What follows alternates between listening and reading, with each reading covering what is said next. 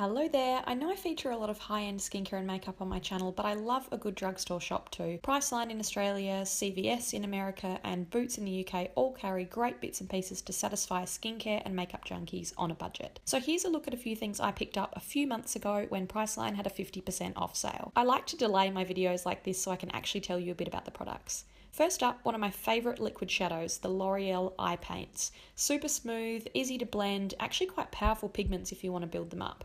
I love the pale pink Irresistible Rose and orange Sunset Golds, so I bought two backups. But I really wanted to try Rude Boy, a striking orangey gold shimmer, and Take a Bow, a deep dark metallic bronze. You can see these blend really evenly with fingertips and look nice as a wash all over the lid. A few other new makeup bits because a sale is a good time to try things you've had your eye on. Many of you might use Maybelline Colour Tattoo, a popular cream shadow. I love soft pinks on the eyes, so I wanted to try Inked in Pink. It's a great pinky luminizer really. It reflects the light and adds a slight hint of pink to your lids. I have a liquid shadow video coming up soon, so I thought this Revlon Photo Ready Eye Art pen would fit in nicely, but mostly I just loved the look of the shade Peach Prism.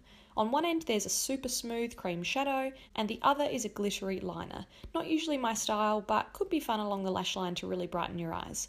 Really impressed with how smooth the shadow end is, but the glitter on the other is a bit patchy. You might have seen the brand Luma in my recent Aussie Beauty gift guide, and this was when I picked up their On The Glow highlighter in Blushed Nomad, a pretty deep peachy shimmer that I love more on the eyes than on the cheeks actually. Easy stick applicator, so just draw it on and smudge with your fingers. A lipstick now, and Burt's Bees natural moisturising lipsticks had been recommended by many of you, and Russet River caught my eye straight away.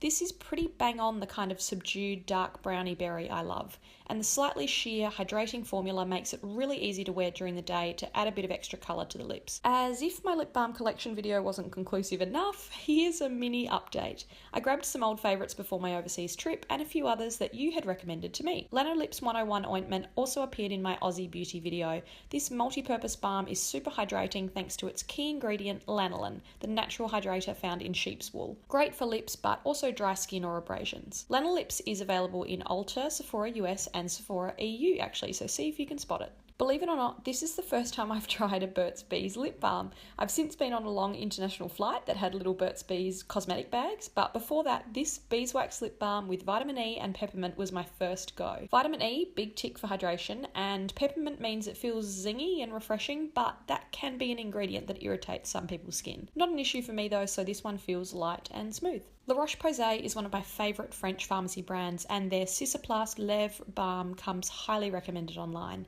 Quite a thick matte balm, and it certainly does the job repairing dry lips. Had to grab a new Blistex lip conditioner pot. This is my favourite lip balm of all time. It maintains moisture and repairs any kind of damage to my lips no matter how bad they are. Also has SPF 15 in it, but to prevent sun damage I also make sure I wear Blistex Ultra Lip Balm with SPF 30 every day that I'm travelling. On to nail polish now. My friend Katie from the channel What Kate Finds is a real polish person. We love Essie's regular polishes, but she'd raved about the lasting power of Essie Gel Couture. As well as red, these three classic shades kind of sum up my key nail polish colour moods. Fairy Tailor is quite close to my favourite Essie shade, Ballet Slippers. It's what I'm wearing in this video. I love it so much it's the only nail polish I took away with me for 7 months overseas this year. Thanks for the tip, Katie. This lasts for well over a week on me without any chips. Some skincare to finish. La Roche-Posay's Effaclar Micellar Water is something I hadn't tried before.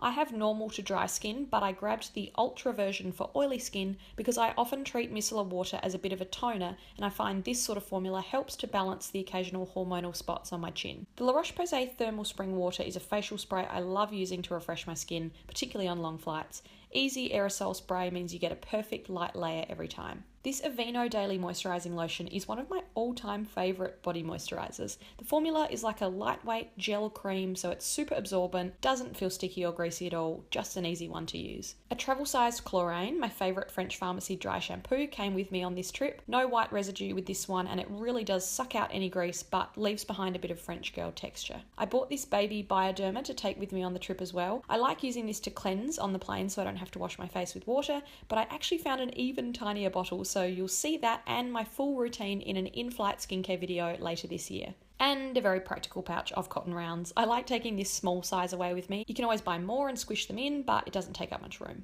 I use one to remove eye makeup each night and often wipe micellar waters or glow tonics over my face. Would be great to hear if you've tried any of these drugstore pieces too, and please share what you've been buying up at your local recently. Thanks for watching. See you next time.